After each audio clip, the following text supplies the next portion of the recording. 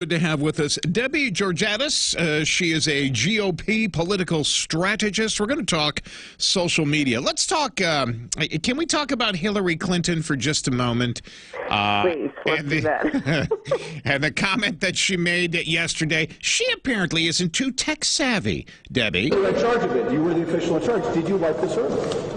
What, like with a cloth or something? I don't know. Well, you no. know how it works digitally. Did you try to wipe the whole server? I don't know how it works digitally at all. She doesn't know how things work digitally at all, Debbie. So, goodness gracious. Should political candidates have some sort of savvy when it comes to technical devices? Maybe somebody should have told Hillary Clinton how to properly use email. What do you say? I actually wonder if her response was a complete charade. I think there's just nothing authentic or honest about her. It's entirely possible she understands exactly what wiping clean is, and she's trying to act naive because she's trying to maintain her innocence. On the other hand, she hasn't driven in whatever it is, 20-plus years. She didn't even drive a car. So I'm going to say it's possible it's true. And, you know, what's really good, it sends a signal to young people who think it's the coolest thing to vote for a Democrat or vote for a woman to realize she is just out of it. And if that's really true, she thinks that wiping clean means getting out a cloth and, whatever, her Windex.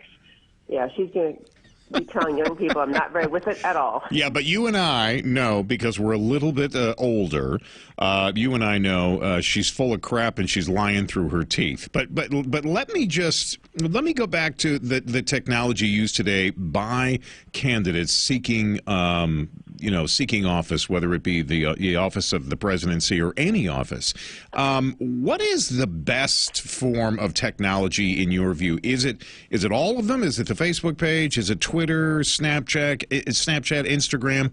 Or, there's some suggestion that maybe just the old school text messaging is the best way to go? I've seen articles talking about this resurgence of using text messaging to communicate. I just think if you already have a voter hooked and they just love your campaign, then using text messages is really smart because you can keep your name periodically on their phone. You can have your latest slogan or your event, hey, be there tomorrow at the town square, I'll be there. But text messaging is not useful at all. Obviously, you have to have the person's cell number, and they have to want to see your messages because if you start getting text messages from people you didn't ask for them, that is extremely just frustrating for everybody. You want to just get a new phone number almost. And the text messages, as far as I'm aware, you can't block somebody. You can text back, stop, but you can't make them go away. And so I think candidates have a great risk if they use text messaging too much or they're getting numbers of people who didn't really ask for their messages.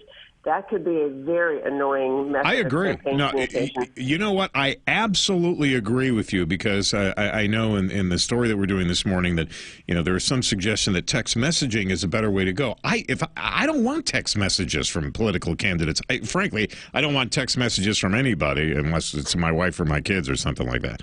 But you're right. It's annoying as hell. Don't send me text messages telling me you need another $5 donated to your campaign. I mean, if you want to post on social media, that's fine, and then I can choose to view it or not view it.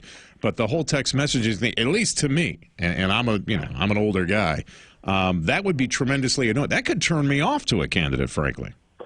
But it's so funny. I know, and I agree with you. But during Barack Obama's first campaign, especially, and even his second one, younger voters got excited about getting text messages from him. And so I do think there's something about if you've established a connection and it makes you feel like an insider with this candidate, I'm so with whoever your candidate is on the GOP side, and I'm with him, and I want to hear what his schedule. I think, but it's a personal means of communication. And so if you want to feel excited and you're an insider, you might love that. I was going to tell your listeners something quick. I was just looking at text messaging data. Like young people, like 18 to 24-year-olds, they send in 1 month, they send approximately over 2,000 text messages and receive about 1,800. And so these are massive numbers, and I think that's amazing. And then you get up to where you're 45 to 54-year-olds, and they send only about a little over $500 a month and receive $400 a month. So it's the young people using text messaging. And us older folk, our text messages are reading, "Stop texting me. You want to talk? Call me on the phone. Yeah. I'll talk to you."